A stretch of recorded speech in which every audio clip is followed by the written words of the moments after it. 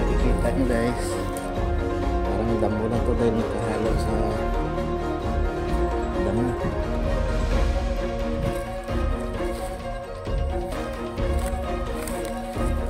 Pero sa market medyo mahal din yung nito, yung tumpok. 20 pesos to 15 pesos.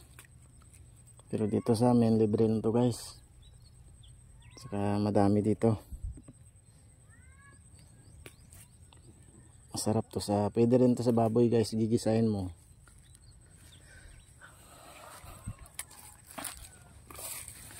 Pero mga common na pinaglalagyan talaga nito at sinasahog nito ay isda.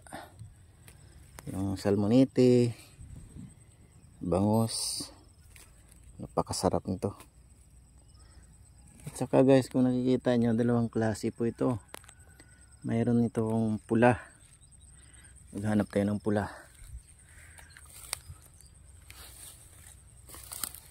Parang mahina na yung pula ito guys. Ito pula guys. Yan. Yan, pula yan. Bihira mo lang makita yan guys. Pwede rin natin ihalo to, pero dapat konti lang yung ilagay mo sa green na lupo. Dahil sobrang pula ng nito, yung sabaw. Napakapula nito. Kaya konti lang yung sinasahog natin o hinahalo natin to sa green ito. Konti lang ihalo natin. Dahil pulang pula po ito yung sabaw niya. Tara, hanap pa tayo. Ito guys, yan. Yan, ano lang to madalang mo lang to makikita. Dahil yung green ang kadalasan nyo makikita mo yung green talaga. Ito, konti lang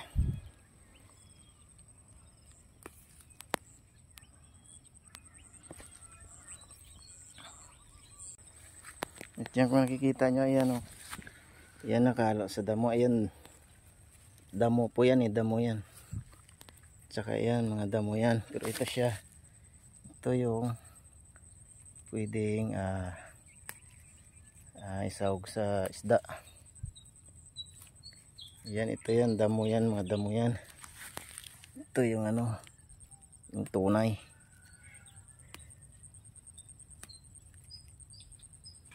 At yan guys, napakalawak niyan. Marami kang makukuha dito.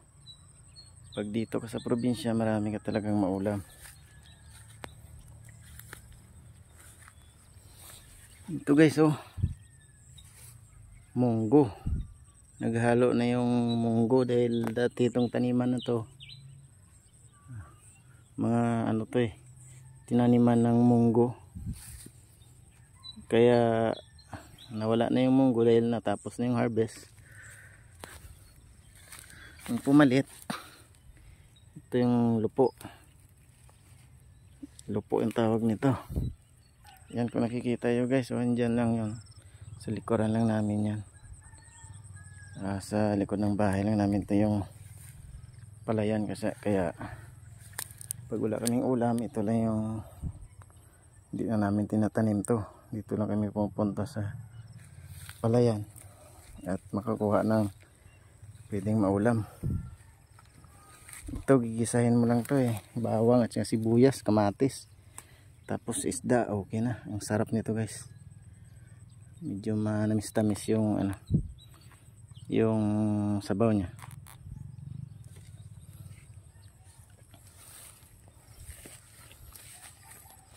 Ito pa guys, oh yan, may pula tayo. Kuha naman tayo ng pula. Yan, ito yung pula. Yan.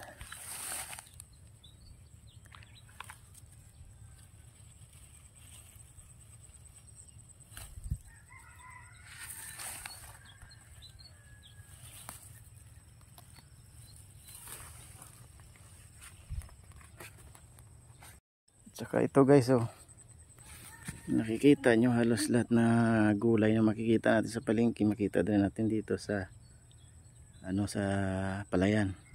Kangkong, naghalo na rin yung kangkong at saka lupo naghalo na. Yan, oh, kangkong binibili pa natin yan sa palengke, pero dito libre lang yan sa amin guys.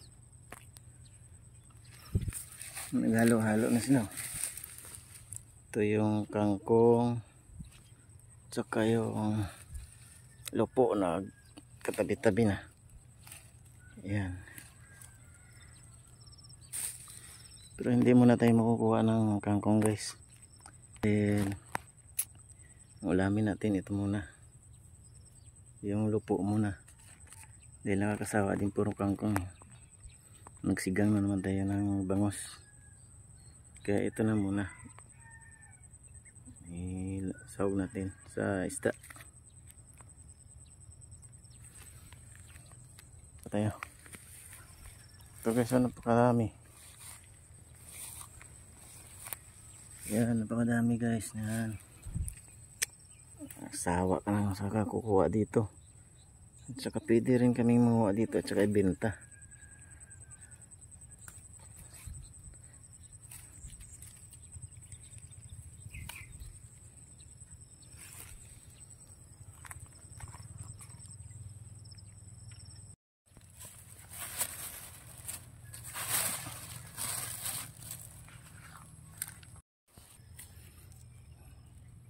Bihira mo lang ito makikita eh.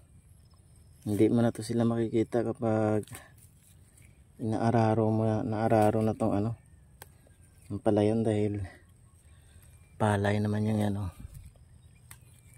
ipapalit namin dito. Kaya sinamantala namin guys yung ano muna, dahil wala pang taniman, dahil medyo bihira pa yung umulan. Kaya kukunin lang na muna. Pag nalinis na yan, tsaka palay na yung tamin, hindi na namin makikita itong makikita din namin, pero dito na lang sa daanan nakikita nyo, ito yung daanan, hindi pa nalinisan. Dito na lang yung tumutubo guys. Ito daanan yan, inapakan ko daanan yan, parang pilapil daanan. Tsaka dito na tumutubo yung mga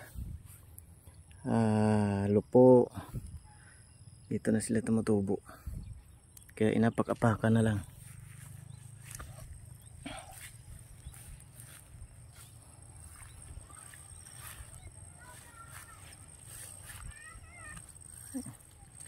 Dami na yung damo, halos hindi mo na makita yung daanan, no?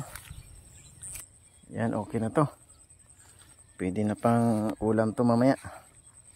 Ito na guys, so nakuha namin, dami na nakuha namin. Yan. So guys, mamaya ito na yung lulutuin natin.